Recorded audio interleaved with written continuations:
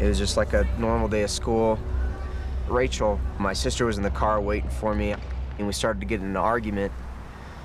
And we pulled up to the school, and I got out of the car, and I looked at her, and I slammed the car door shut. It was a nice spring day. It was April 20th. Lunch was coming up, and I had a test right after lunch, so Rachel asked me if I wanted to come outside and eat with her out on the grass here, and I said, you know, I gotta study, so I'll catch up with you later. And she seemed a little different that day. And you'll hear a lot of stories about that, about her, that she kind of had a sense that she wasn't gonna survive the day.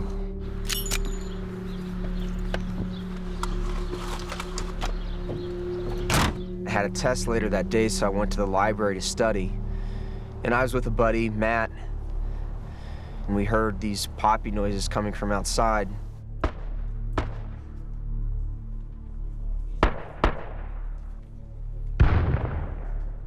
We thought it was some fireworks. We thought some seniors were pulling a prank. It was near the end of the school year.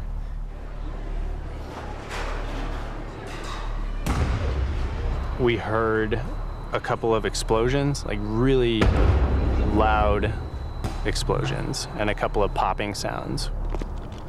Dave Sanders, at the time, was a teacher and coach, ran into the cafeteria, and he yelled at everyone. He said, someone has a gun outside. Everyone get under your tables. Get down!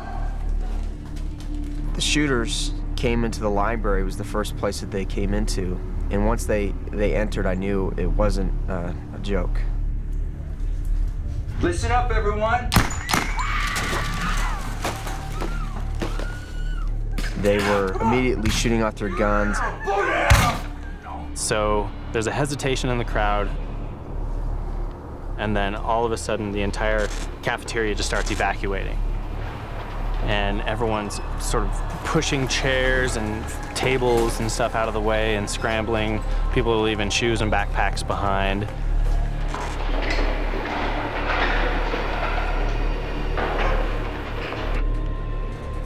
They went around the room and they were mocking people before they shot or killed them. They had a conversation with one girl about if she believed in God.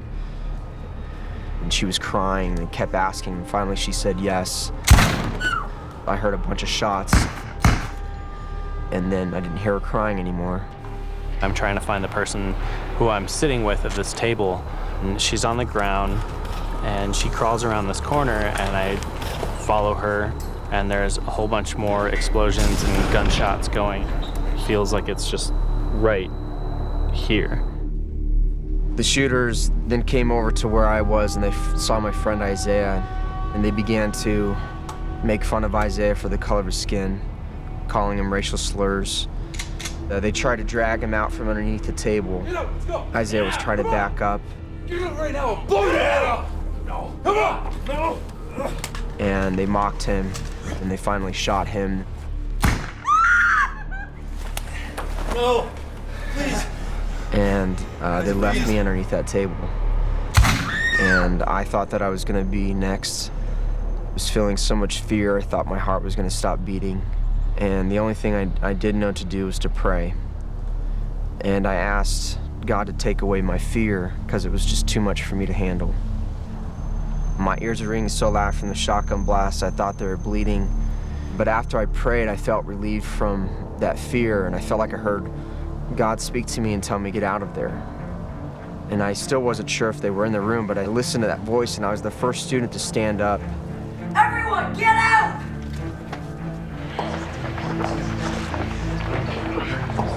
We run into the kitchen, and there's a door being held open.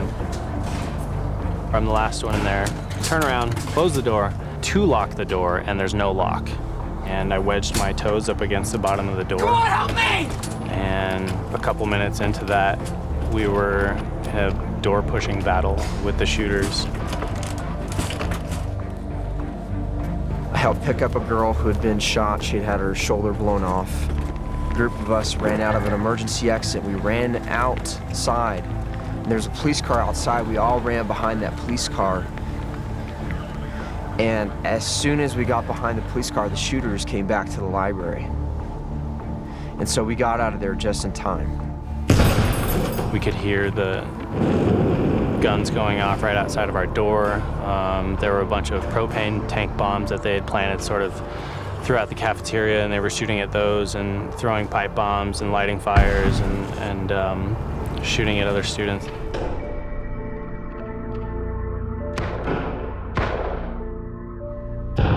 They end up running the school for, I think it's 42 minutes. It's a long time to hear gunshots and explosions. Police and SWAT teams had completely surrounded Columbine High School.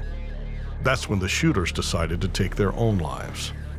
I ended up staying in that room for almost 3 hours until the SWAT team got us out. I step out the window, it's at the bottom of the staircase over there, and the first thing that I see is a dead body of a young boy on the ground, just right in front of me. It's like nothing I could ever really describe. It didn't look like a person.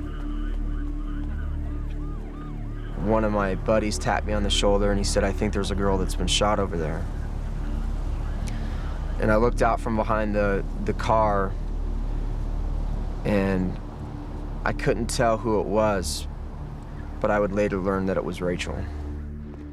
Craig's sister and Sam's friend, Rachel Scott, was the first person killed at Columbine. Rachel had been killed right outside the school library. Richard Castaldo was with her. He's now paralyzed for life. And Richard said that Eric picked her up by the hair and asked her if she still believed in God, and she said, "You know I do." You know I do. He said, "Well, go be with him." And she took her last shot.